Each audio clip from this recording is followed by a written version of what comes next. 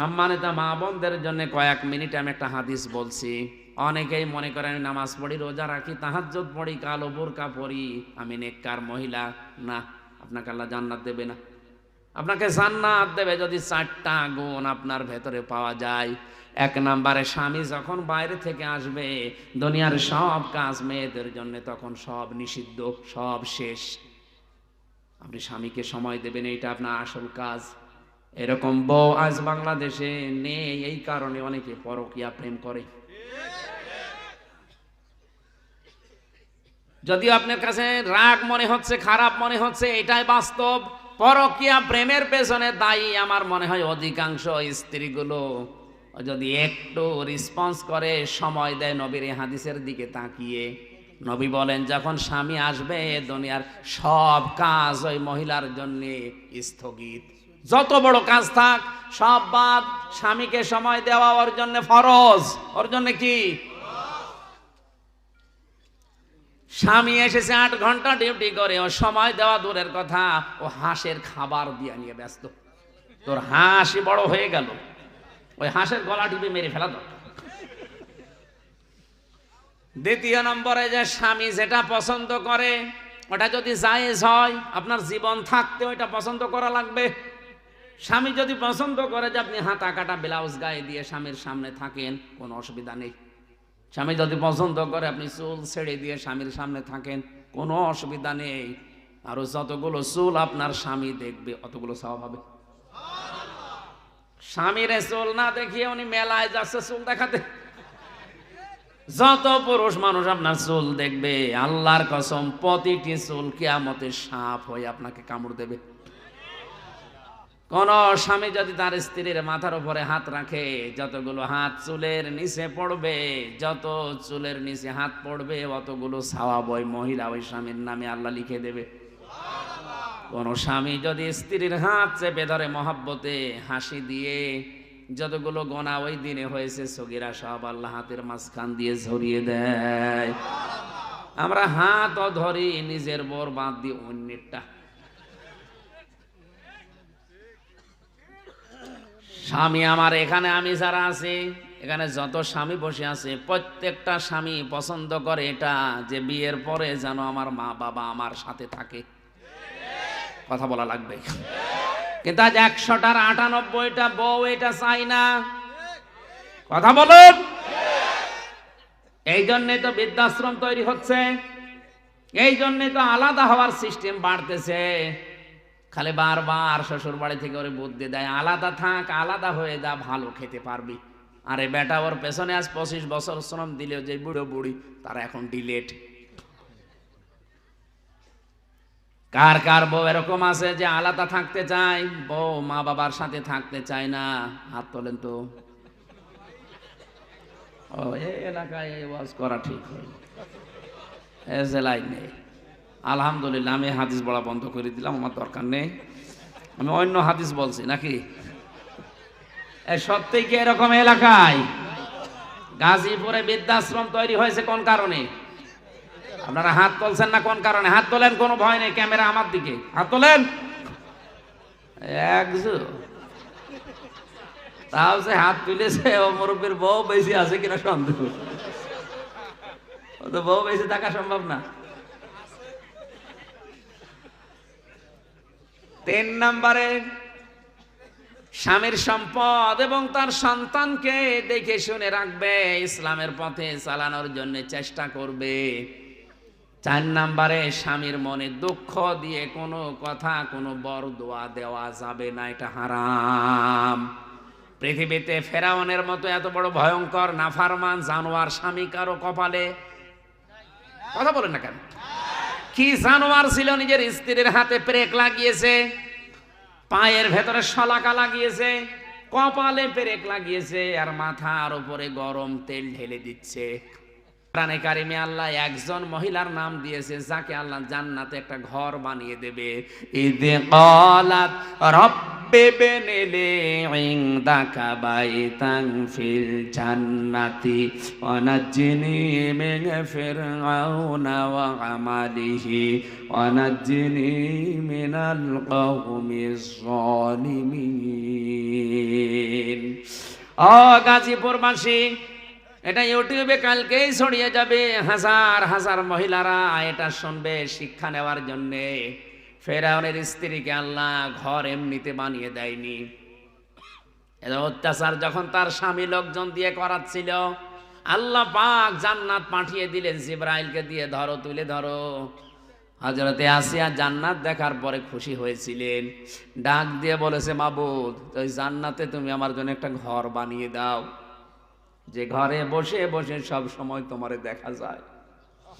তুমি আমার এই অত্যাচার দেখে, আমার উপরে জুলুম দেখে রাগ করো না, মন খারাপ করো না। আল্লাহ আমার উপরে যে আমার স্বামী লোকজন দিয়ে অত্যাচার জুলুম করায়, এই জুলুম থেকে তুমি আমাকে বাঁচাও।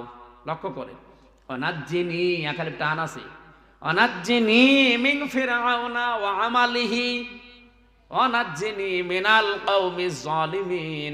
যাদেরকে দিয়ে জুলুম করায় এই জালেমদের থেকে, আর আমার স্বামী ফেরাউনের জুলুম থেকে তুমি আমাকে বাঁচাও, কিন্তু আমার স্বামীর উপরে তুমি গজব নাজিল করো না। এত বড় কঠিন অত্যাচারের পরেও তিনি স্বামীর জন্য বরদোয়া দেয়নি, মন খারাপ করেনি, উল্টা পাল্টা ধারণা দেয়নি। আর আপনি একটা সাবান কম হলে গালি দেন, উল্টা পাল্টা ধারণা করেন যে জীবনে তোমার সংসারে কিছু পেলাম না। আপনি মানুষ, আপনি মনে করেছেন আমি নামাজ পড়ি, রোজা রাখি, কালো বোরকা পড়ি, তাহাজ্জুদ পড়ি, আমি জান্নাত পাবো না। জান্নাত 4টা ফরজ কাজে মেয়েদের 3 নাম্বারের কাজ এটা, স্বামীর মন জয় করা লাগবে জায়েজ পন্থায়। এত বড় অত্যাচারের পরও স্বামীর নামে বরদোয়া দেয় না, অথচ আজ হাজারো মহিলা স্বামীর মনে দুঃখ দেয়। উল্টা পাল্টা কথা বলি, নামাজ পড়ছে, নামাজ আছে, নামাজ শেষ, ওর সব ব্যর্থ করে দেবে আল্লাহ। আপনার দুনিয়াও ধ্বংস, আখিরাতও ধ্বংস। এই পৃথিবীতে আর একজন মহিলাকে আল্লাহ নিজে সালাম দিয়েছেন শুধু স্বামীর জন্য ভক্তি শ্রদ্ধা থাকার কারণে, হযরতে খাদিজা। একটাই মহিলাকে আল্লাহ দুনিয়ায় সালাম দিয়েছে জিন্দা অবস্থায়। তার পুরা জীবনে আমি পড়ে দেখেছি, হযরতে খাদিজাকে সালাম দেওয়ার পেছনে কারণ ছিল তিনি স্বামী ভক্তা ছিলেন। কি ছিলেন? স্বামীর প্রতি এত আনুগত্য দেখিয়েছেন, নিজের যে সম্পদগুলো ছিল ওই জামানায় তিনি 7 নাম্বার ধনী ছিলেন পুরো আরব জাহানে। এত সম্পদ সব স্বামীর পায়ের নিচে এনে দিয়েছিলেন, যান সব আমি দিয়ে দিলাম। অথচ আজ হাজারো মহিলা স্বামী ক্যান্সারে মরে গেলেও একটা বালা বিক্রি করে দিতে চায়, আরো বলে খাদিজার মতো জান্নাতে যাবে। তোমার নামাজ নেওয়ার জন্য, রোজা নেওয়ার জন্য, কালো বোরকা নেওয়ার জন্য আল্লাহ বসে আছে। আপনি থামেন, আপনাকে আমি সতর্ক করলাম কোরআন দিয়ে, হাদিস দিয়ে। এরপরেও যদি কেউ সতর্ক না হয়, আমার মনে হয় আমার কাছে এত লাঠি নেই যে পিটিয়ে সোজা করব। আল্লাহ মেয়েদেরকে 4টা কথা মেনে চলার তৌফিক দিন, বলেন আমিন। আজকে একটা শেষ কথা বলছি, এই যে মিডিয়াতে যারা আছে প্রচার করবেন এটা কালকে 1-1.5 মিনিট 2 মিনিট দিয়ে। কয়েকটা প্রশ্ন এসেছে আমার মোবাইলে আজকে। মাওলানা হোসাইন আহমেদ মাহফুজ, যিনি আমার আগে কথা বলছিলেন চুয়াডাঙ্গার, ওনাকে অনেকে চেনেন। সেই 13-14 সাল থেকে আমার সাথে একাধারে আছে, আমার বিশ্ববিদ্যালয়ের ভাই। চুয়াডাঙ্গায় আমার শ্বশুর বাড়ি, ওই এলাকায় বাড়ি। ওকে আমি, আমার বয়সে বড়, এই কারণে বড় ভাইয়ের মতো শ্রদ্ধা সম্মান দেখায়। ও আমারে আলেম হিসাবে শ্রদ্ধা সম্মান দেখায়, ছোট ভাই মনে করে। কারা কারা যেন ভিডিও তৈরি করেছে, বানিয়েছে যে ওনারে সবসময় সাথে রাখেন, কেন অন্য কাউকে রাখতে পারেন না? বাস্তবতা হচ্ছে এটা, ওরে রাখার কয়েকটা কারণ আছে। এই যে বিভিন্ন জায়গা থেকে যে দাওয়াতগুলো আসে সারা দেশ থেকে, 560টার উপরে থানা বাংলাদেশে, যেমন ভারতের 3-4টা রাজ্য, বিশেষ করে কলকাতা, আসাম, এদিকে মেঘালয়, এরপরে এই যে আগরতলা, এই 4-5টা রাজ্য মিলে যত দাওয়াত আসে, সারাদিন যদি আমি দাওয়াত নিতে থাকি তাহলে মোবাইলই ধরা লাগবে আমার।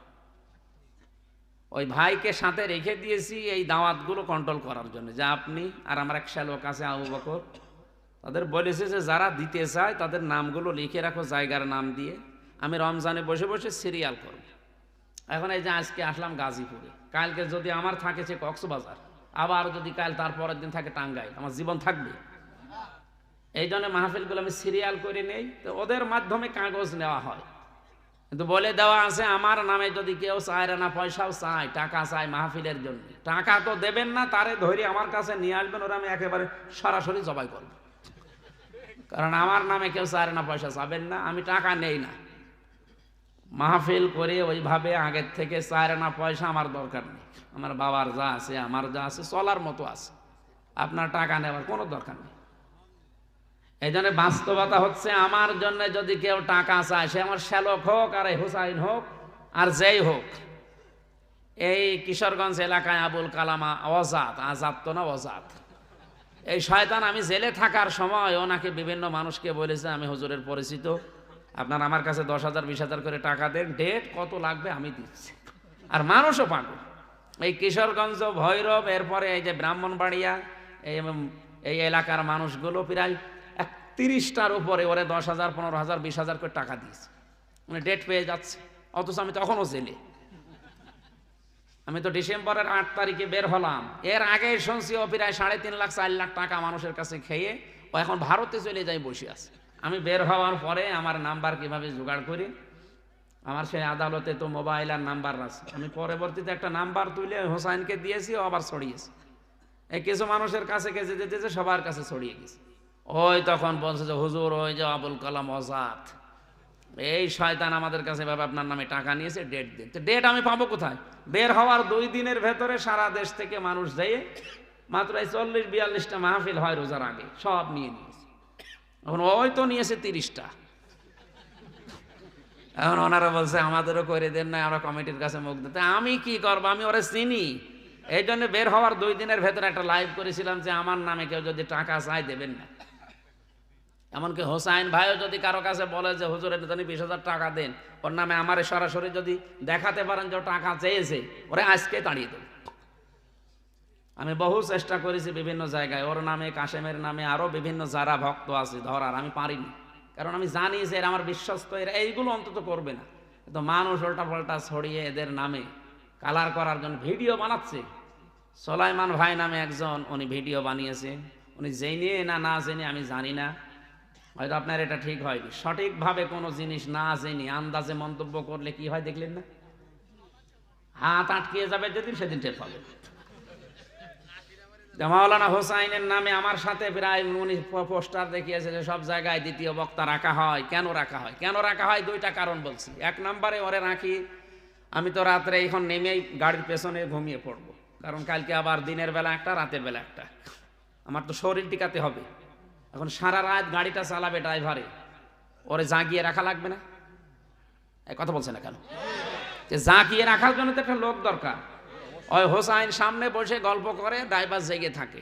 এই ধাক্কাটা মেরেছে ড্রাইভার ঘুমানোর কারণে, ট্রাকের সাথে, এই যে লাশবাহী ট্রাকের সাথে লাগে, দিনের বেলায় ধাক্কা লাগিয়ে দিয়েছে। যদি গল্পে থাকতো তাহলে এই কাজটা হইতো না। এই জন্য রাখি ওরে 1 নাম্বার। 2 নাম্বারে ওরে রাখি আর একটা কারণে, কারণ যে সমস্ত জায়গায় যায় এমন দ্বিতীয় বক্তা সেট করা হয়, যারা একেবারে টেবিল মেবিল চাপড়িয়ে ভেঙে ফেলে, আন্দাজে উল্টাপাল্টা কথা বলে এমন গরম করে, শেষে পুলিশ এসে ও তো নেমে চলে যায় আমার ঘরে। এটা আমি প্রায় 10-12 জায়গায় এর সম্মুখীন হয়েছে, বিশেষ করে বগুড়াতে ওই জেলে যাওয়ার আগে 20 সালে 21 সালে। সেদিন কক্সবাজারে আর এক জায়গায় এক মাওলানা ছিল সাথে, উনি উঠে কাপড় খুলে নেব, ওর ব্লাউজ খুলে নেব, এই সমস্ত কথা।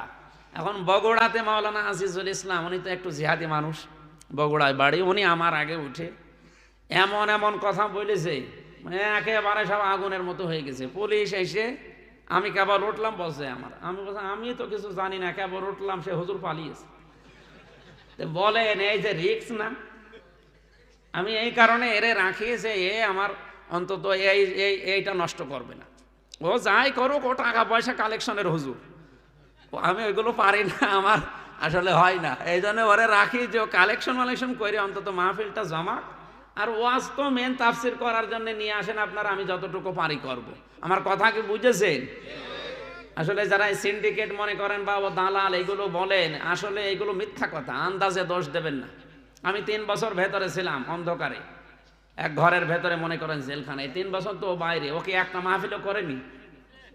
ও নিজে ইচ্ছা করলে তো ওর শত শত মাহফিল হয়, আমার সাথে থাকে, আমারও উপকার হয়, আর একসাথে থাকে অনেক দিন ধরে, প্রায় 8-10 বছর ধরে, এই জন্য আমারও উপকার হয়। আমার সব দিক থেকে উপকার, বিশ্বস্ত মানুষ, এলাকার মানুষ। এই কারণে আমি রাখি যেন মাহফিলটা নষ্ট না হয়। এমন এমন জায়গায় যে মাহফিল নষ্ট করে ফেলে দিতে বক্তারা, এই কারণে আমি সবার সাথে থাকতে চাই না। উল্টা পাল্টা ধারণা ওর প্রতি করবেন না। হ্যাঁ, যদি আমার শ্যালক হোক, হোসাইন হোক, কাশেম ভাই হোক, টাকা যদি কেউ কারো কাছে চায় আমারে জানাবেন, তাহলে আমি ওই বিষয়টা দেখবো। আমি আগে টাকা পয়সা নেই না, আসার পরে আপনার সামর্থ্য অনুযায়ী হাদিয়া দেওয়াও সুন্নত, নেওয়াও সুন্নত, এই কারণে নেই।